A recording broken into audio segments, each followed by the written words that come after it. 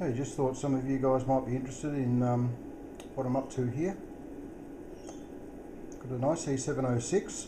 This is part of our setup. We're getting ready for a VHF UHF field day, which is not this weekend coming, the following weekend. This is Max VK3ER IC706MK2g. On the top of that there's a GPS reference, which we don't generally use, but it's there if it's required. And at the moment I've just got it feeding into a dummy load, so we won't have any issues about transmitting on the band or blowing something up if I've got something not connected correctly in the rest of it, which I'm about to show you. This is the 70cm operating setup for VK3ER. This box here, I think I might have to go back out into get out of macro mode, but I'll leave it in macro mode. As you can see, you've got 3 buttons and a switch there. Up down, that just is up down through the memory functions. The red button is a PTT, momentary, and then the toggle switches is a locked on PTT. Go up a little bit.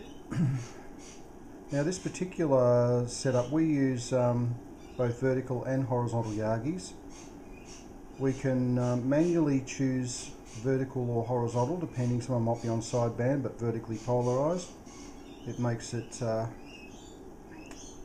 quite easy. And on this unit here, get in the right there, we've got headphone socket. All this stuff comes out of the ICOM microphone socket. Yeah, headphone socket and microphone, electret microphone. So you plug an electret mic headset into it and away you go there. Now on the front of this unit, if I can get in there, we have a couple of switches there. We've got an amplifier switch for the RF amplifier, and across to the other side is a preamplifier. You can switch the preamplifier in and out. Now over on the rear, which I don't know if I can get a good shot, powered by 13.8 volts, as you've got your amplifier RCA connector there.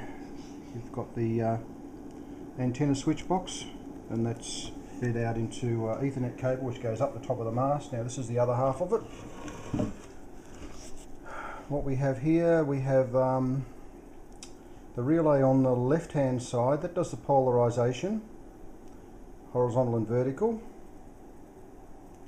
and then the relay on the right hand side, that one does the preamplifier in and out.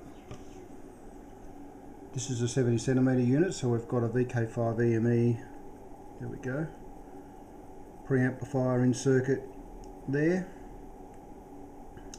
And if you look on the back there, you can see the Ethernet cable coming into the back of that, so that's what drives that there.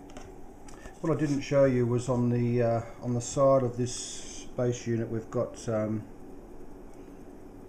don't know if I can get that to focus. It's in macro mode, so it's a USB port on the side of this case. That basically feeds into the feeds into a laptop that we're using, and the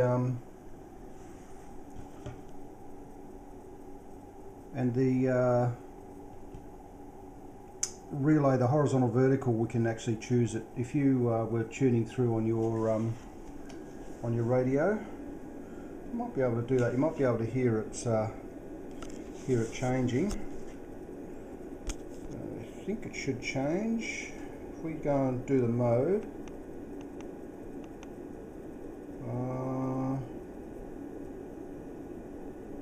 FM. Yeah, might be need to be connected to a computer. Okay. Yeah, so what basically happens is that all this stuff, the USB and the USB, and we've also got the CIV interface on the back of the radio connected to a laptop. And when we're contesting, I'll go back out of macro mode. Okay. When we're contesting, we can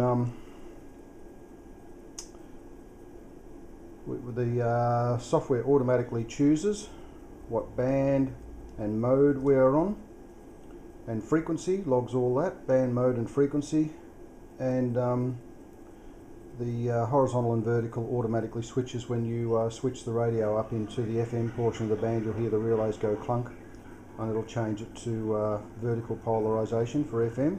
But if they happen to be horizontal, then you can manually override it with this setup here. Push that one down, you can see the FM light comes on now. So you can hear the relay clunking over here. So that's just switching the polarization.